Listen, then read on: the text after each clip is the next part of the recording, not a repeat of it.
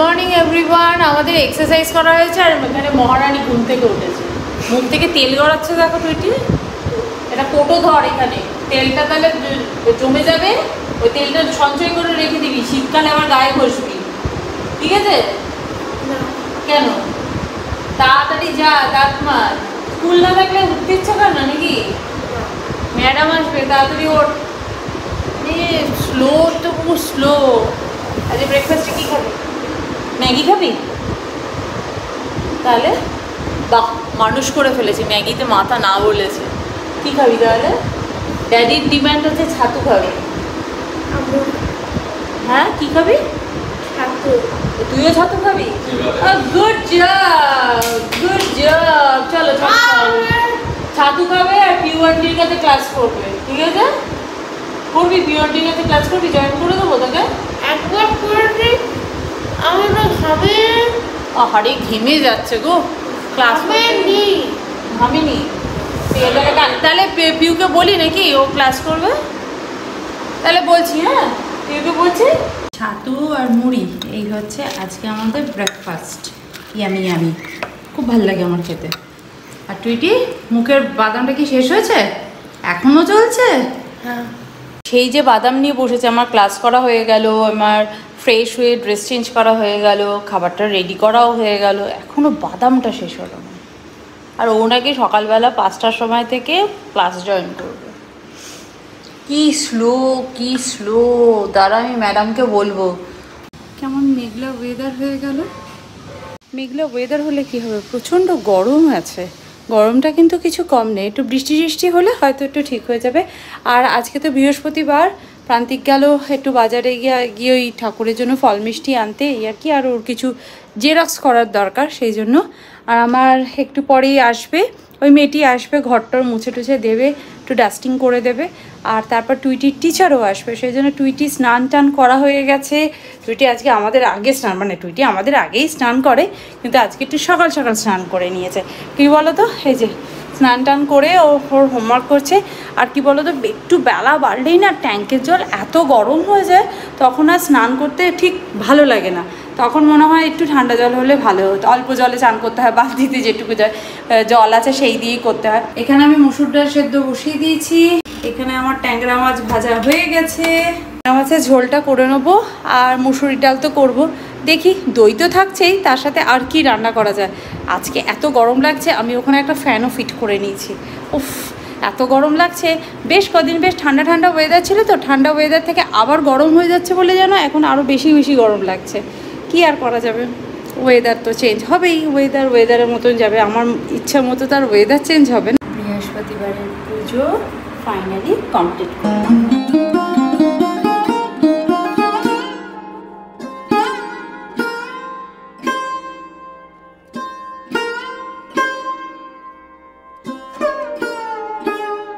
আর আজকে বৃহস্পতিবার, আর প্রান্তিক গেছিলো ঠাকুরের জন্য ফল মিষ্টি ফুল আনতে, আর পেয়ে গেছে সুন্দর কিছু প্লাম ট্রি। এই প্লাম ট্রিটা এনেছে, এইখানে প্লাম ট্রি এনেছে, এবং আমাদের বেডরুমেও একটা প্লাম ট্রি রেখেছি। তবে হ্যাঁ, আমি প্লান্টারও অর্ডার করে দিয়েছি, অনলাইনে অর্ডার করেছিলাম। মানে আমার এক দিদির ফ্রেন্ড আছে, ও এরকম প্লান্টার বিক্রি করে সিরামিকে, তো ওর কাছ থেকে আমি কিছু অর্ডার করে দিয়েছি। আর এখন মনে হচ্ছে প্রান্তিক প্লাম ট্রিগুলো একটু বেশি বড় এনেছে। আমি তো ছোট ছোট গাছ লাগানোর জন্য, যেমন এই মানি প্ল্যান্ট, তারপর স্নেক প্ল্যান্ট, এইগুলো লাগানোর জন্য অর্ডার করেছিলাম ছোট ছোট, মানে খুব বড় নয়, 7 ইঞ্চি মতো হবে। তো এখন দেখছি প্রান্তিক প্লাম ট্রিটা একটু বেশি বড় এনেছে, বাট আমার ভীষণ ভালো লাগছে। একটা ছোট প্লাম ট্রি ছিল, ওটা টেবিল টপ প্লাম ট্রি যেগুলো হয়, বেশি বড় হয় না, এই 3-4 ইঞ্চি মতো বড় হয়। তো যাই হোক, তো আমার ভীষণ প্রিয় একটা গাছ। এখন প্রান্তিক অনেক বড় বড় এনে দিয়েছে, এগুলোর জন্য একটু বড় সাইজের প্লান্টার লাগবে, অ্যারাউন্ড 9 ইঞ্চি या 10 ইঞ্চি মতো। দেখি ওই সাইজের প্লান্টারও একটু অর্ডার করে দেবো। আর প্লান্টারটা লাগালে না আরও একটু উঁচু হয়ে যাবে। আমার ঘর শূন্য শূন্য লাগে গাছ ছাড়া, মানে আমি ওই তুলসী গাছ আর কারি পাতার গাছ দিয়ে আমি গাছ আনা শুরু করেছি, তারপর মানি প্ল্যান্ট, প্লাম ট্রি, ধীরে ধীরে আমার গাছ দিয়ে একদম ফ্ল্যাটটা আমি ভরিয়ে ফেলবো। আমার গাছ লাগাতে খুব ভালো লাগে, গাছে ফুল হলে তো আরও ভালো লাগে। এই রকম ভয়ানক গরমে কোনো ফুল গাছ কি আদৌ ভালো হবে? আমাকে একটু প্লিজ কমেন্ট করে সাজেস্ট।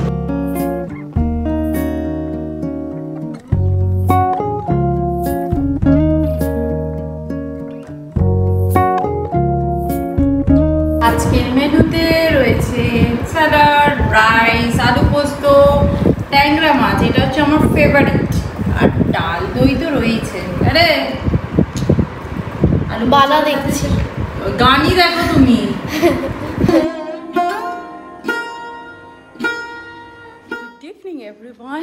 আজকে সারা বিকেল একটা বড় কাজ মেটাতেই কেটে গেল, বাট সেই জন্য আমার অনেক কাজ এখনও পর্যন্ত কমপ্লিট হয়নি, সেগুলো এখন কমপ্লিট করতে হবে। ওই জন্য ঝটপট একটা ডিনার রেসিপি শেয়ার করব তোমাদের সাথে।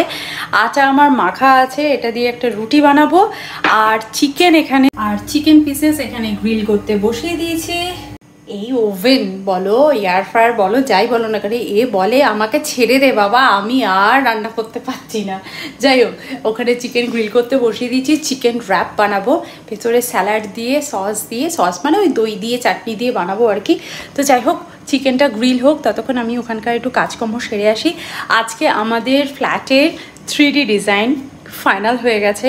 3D ডিজাইন মোটামুটি পুরো কমপ্লিট হয়ে কী করছিস রে? যাই হোক, পুরোপুরি কমপ্লিট করে ফেলেছে। তো কিচেনে ছোটোখাটো মডিফিকেশান আছে, সেগুলো ও আজকে রাত্রিবেলা করে পাঠিয়ে দেবে। সেই ইন্টিরিয়ারের লোকই এসেছিলো, একটা বাজেটেরও তো ব্যাপার থাকে, তো সেই বাজেট নিয়ে আজকে ডিসকাস হলো, মানে প্রায় 2-2.5 ঘন্টা ধরে এই ডিসকাশান চললো। তো সব কিছু ঠিক হয়ে গেছে, আমাদের কাজ খুব শীঘ্রই আমরা শুরু করব।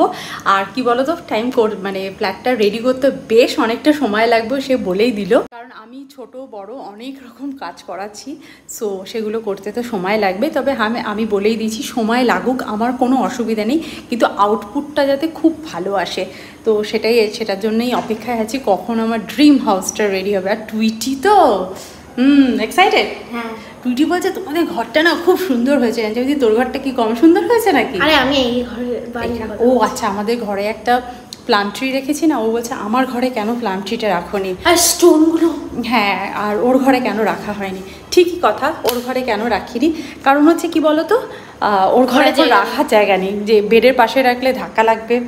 আর সেকেন্ড হচ্ছে ওয়ার্ড্রোবের পাশে যে জায়গাটা আছে, সেখানে আমাদের ব্যাগপত্র রয়েছে, সেই ব্যাগ তো এখনও পর্যন্ত আমরা সব কিছু ওপেন করিনি, সেই ব্যাগগুলোও তো রাখার জায়গা দরকার না, তো সেই জন্য সেটা রয়েছে। আমি বলছি ঠিক আছে দাঁড়া, আমি একটু ব্যবস্থা করে তোর ঘরেও একটা রাখার ব্যবস্থা করে দেবো। যাই হোক, ফাইনালি আজকে আমাদের ডিজাইনার তো ঠিক হয়েই ছিল আর কি। 3D ডিজাইনটা একদম ফাইনাল করে ফেলেছি।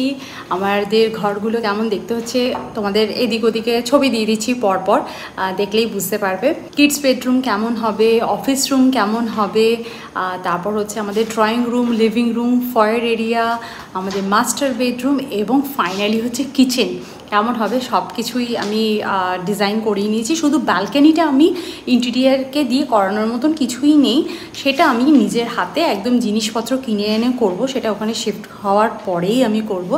তবে এখন মোটামুটি ল্যামিনেশনের কালার যা 3Dতে অ্যাপ্লাই করেছে, মোটামুটি সেগুলোতে আমি ফাইনাল করে নিয়েছি। তারপর কাজ চলতে চলতে একটু আধটু মডিফিকেশান তো হবেই। মোটামুটি আজকে ইন্টেরিয়ারেরও ফিক্সড হয়ে গেল, বাজেটও ফিক্সড হয়ে গেল, সব কিছু ফিক্সড হয়ে গেছে। এবার শুধু আমরা ওই আমাদের হ্যান্ড ওভারে কিটা হাতে পেলেই উনি কাজে বসে পড়বেন আর কি। তো যাই হোক, এটাই আজকে কথাবার্তা হয়ে গেল। ফাইনালি আমাদের ফ্ল্যাটে কাজ হবে, আমি ভেবেই পাচ্ছি না, আমি ভীষণ এক্সাইটেড সত্যি।